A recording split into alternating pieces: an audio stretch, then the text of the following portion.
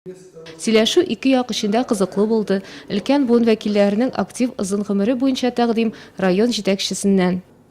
Я давал очень много поручений, чтобы мы задействовали наши площадки.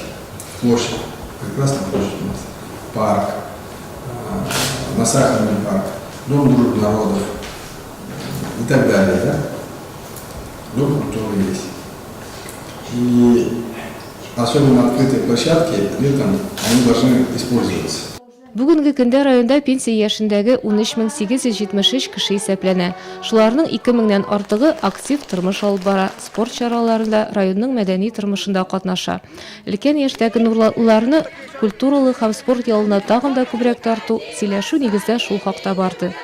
Нам необходимо проведение оздоровительной гимнастики под руководством специалистов. Недели организовать для ветеранов поездки по историческим местам Татарстана. Спорт – это очень хорошо, но не все могут быть уже сейчас в таком состоянии здоровья, чтобы спортом заниматься.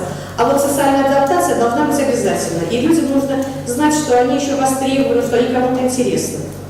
Нурлатта өлкәннәрнең ялын оештыру, ачык һавада спорт белән шөгыльләнү, иҗади потенциалларын тормышка ашыру өчен бөтен шартлар да бар. Спорт объектлары гына да 250-ләп. Эти площадки были каждую неделю у нас задействованы.